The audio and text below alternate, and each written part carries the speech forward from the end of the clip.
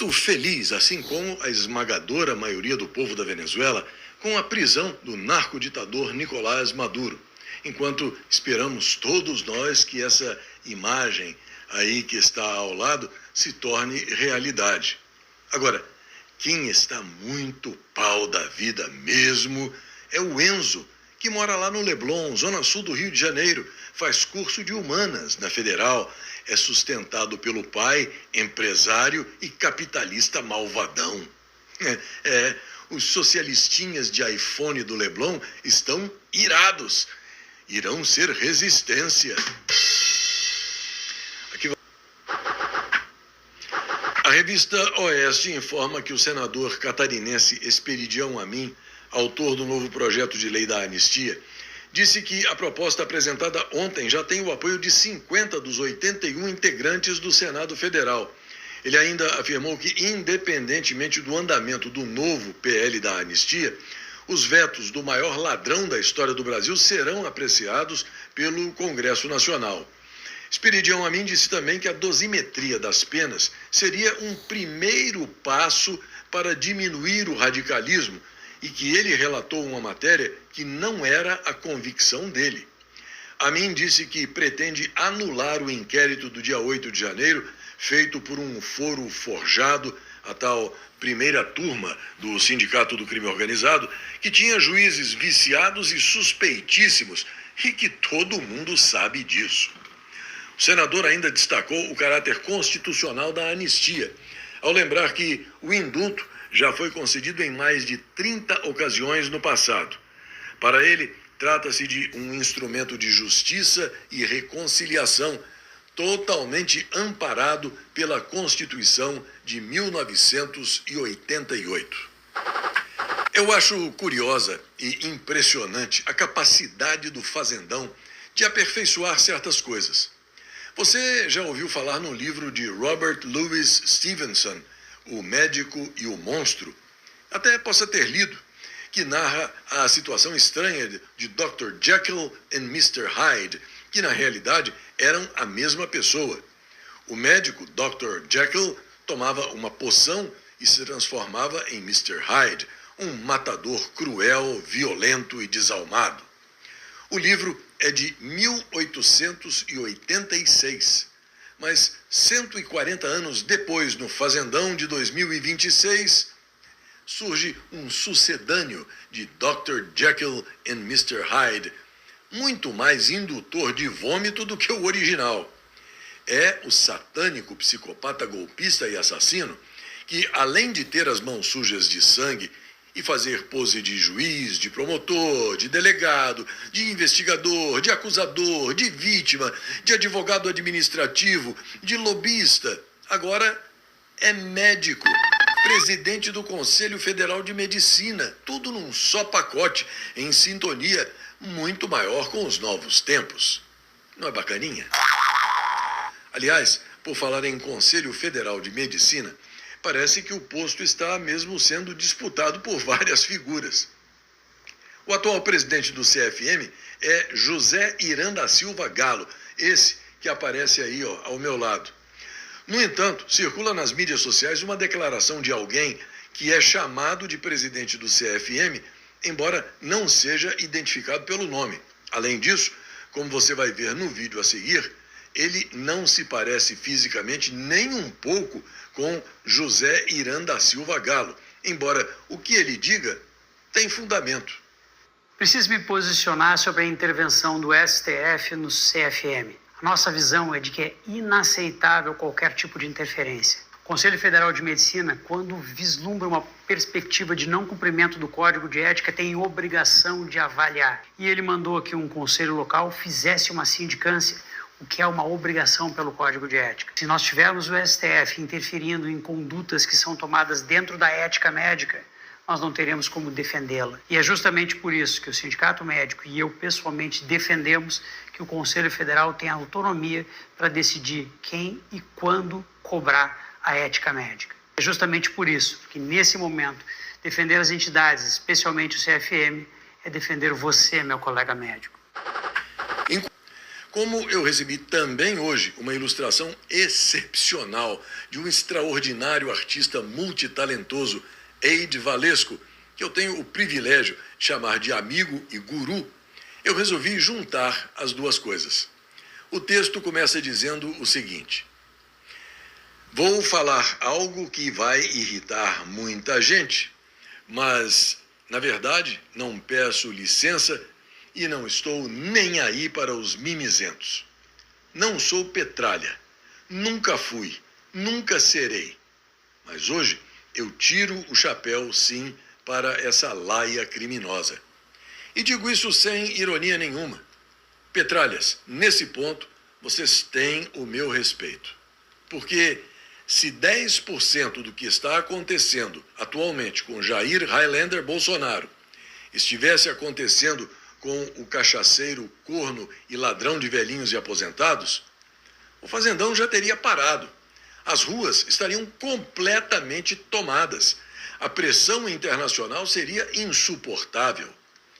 Congressistas em pé de guerra, com sangue nos olhos, militância organizada, barulho, reação.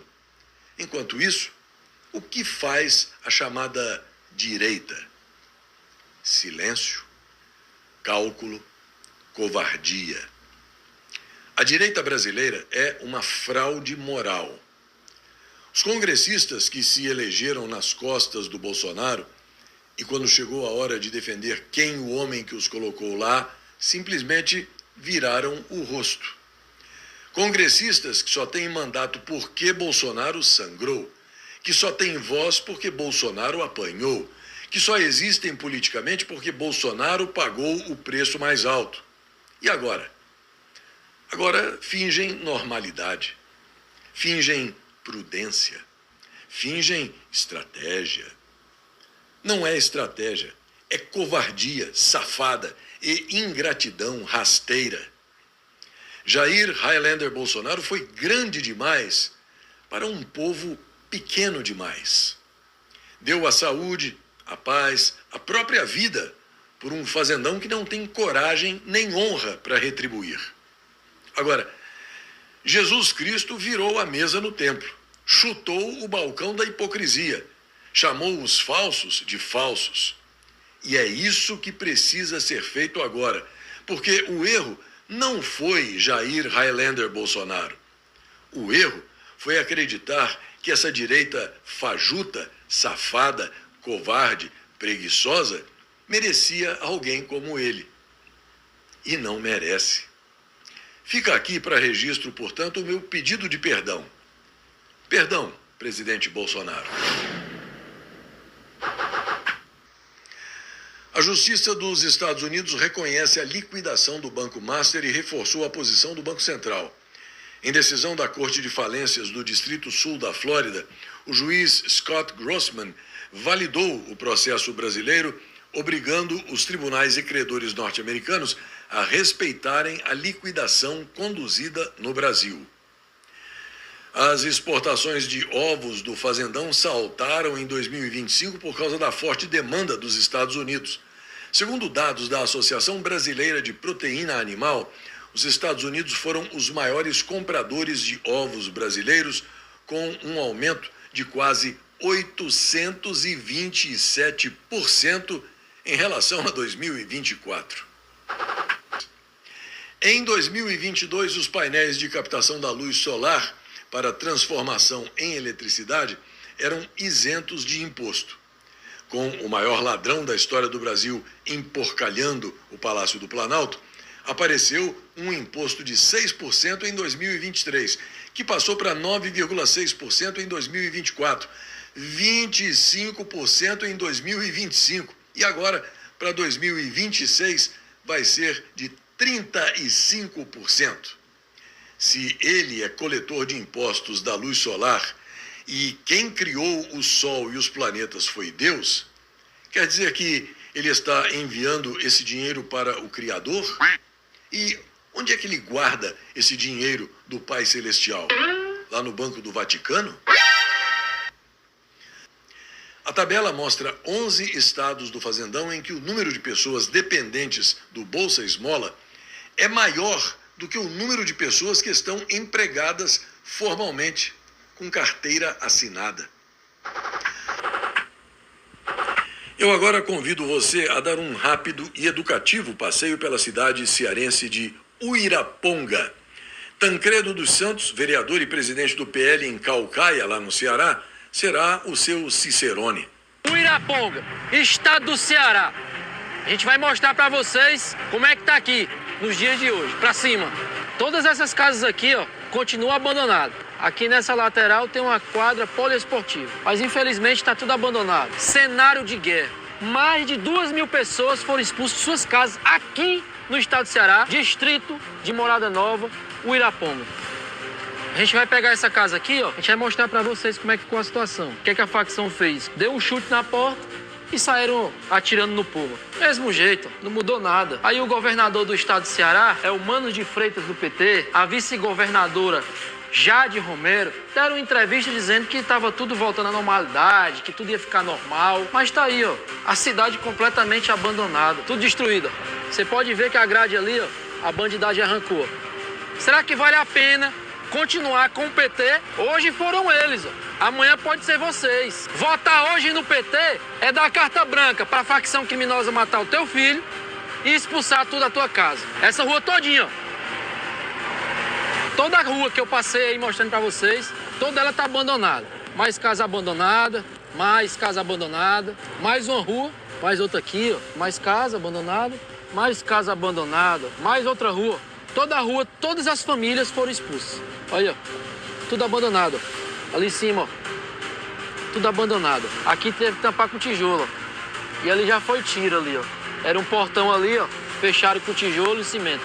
Olha aí como é que é, ó. Igreja do Evangelho Quadrangular. A igreja não tem mais fiel, ó. Os gatinhos aqui, ó, vocês podem ver ali, ó. Tudo abandonado. A gente trouxe uma ração no carro. A gente vai colocar aqui pra eles. Tudo isso aqui, ó.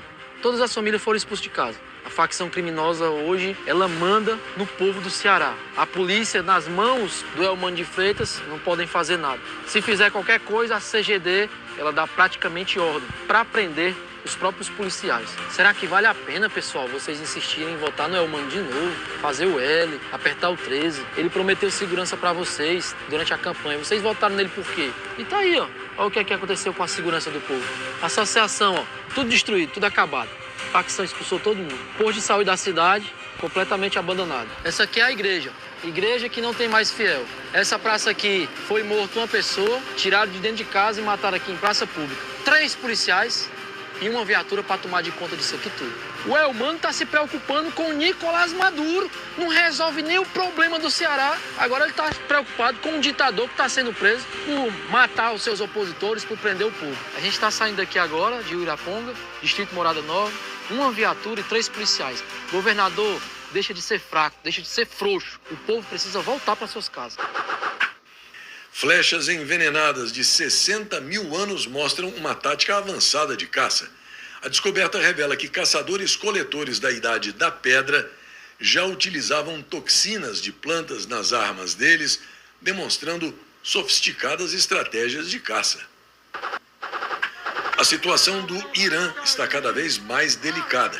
As comunicações em Teherã, a capital do país, estão bloqueadas pelo governo, que tenta se manter no poder. No entanto, imagens como essas estão sendo enviadas via Starlink, a mini parabólica de Elon Musk. Nesse vídeo, manifestantes iranianos estão queimando a tumba onde está sepultado Ruhollah Khomeini, o fundador da Revolução Islâmica no Irã em 1979. Ao mesmo tempo, iranianos audaciosos estão indo às ruas com a verdadeira bandeira do Irã, com o leão e o sol, se insurgindo contra o regime islâmico.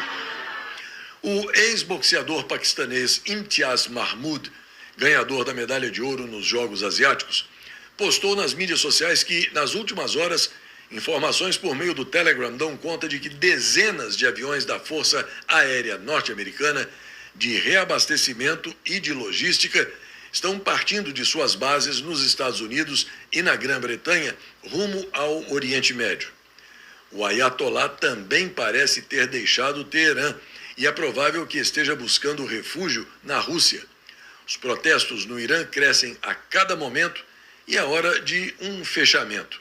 A era dos mulás está chegando ao fim.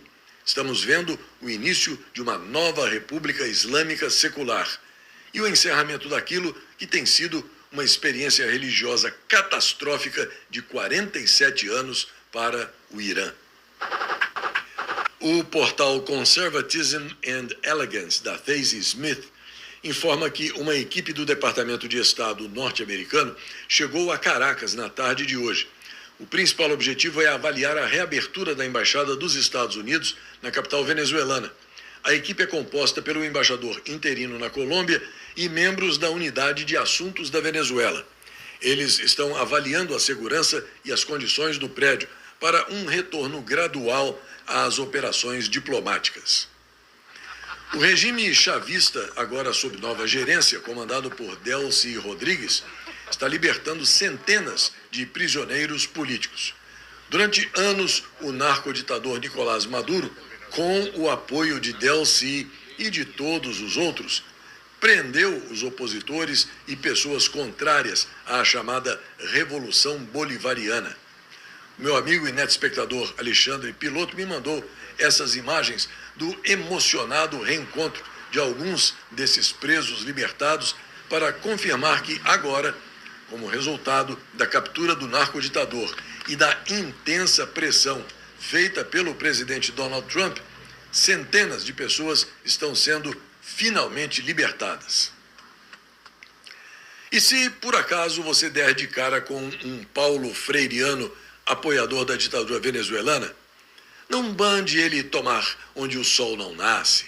Apenas lembre a ele que o comunismo que ele tanto ama produziu 36.800 torturados, 18.305 presos políticos, 468 mortos em protestos, 8 milhões de exilados, 8.000 violações dos direitos humanos, 400 meios de comunicação censurados, 90% de pobreza, 50% de marginalizados.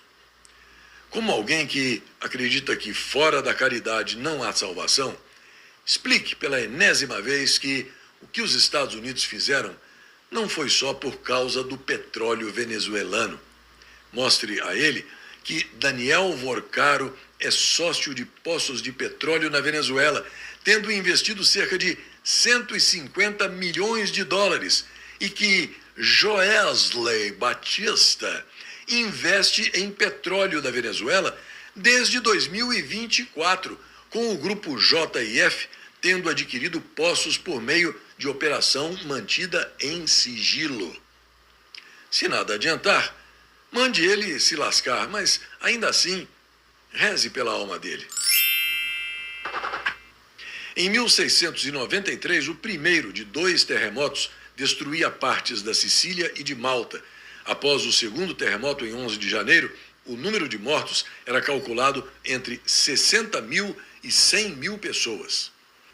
Em 1822, o príncipe regente Dom Pedro de Alcântara ia contra as ordens das cortes portuguesas, que exigiam a volta dele a Lisboa, e permanecia no Brasil, dando início ao processo de independência no que ficou conhecido como o Dia do Fico. Em 1881 entrava em vigor a Lei Saraiva, estabelecendo o título eleitoral, as eleições diretas, o voto secreto e o alistamento preparado pela Justiça. E em 2007, o norte-americano Steve Jobs, diretor executivo da Apple, apresentava o iPhone original durante um evento da Macworld em São Francisco, na Califórnia. Ah, e mais uma coisinha. Não se iluda.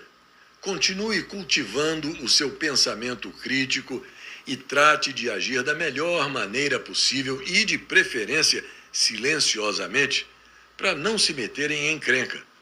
Afinal de contas, é como diz esse mural aí, né? Em terra de esquerdista, quem tem cérebro é golpista. Até a semana que vem.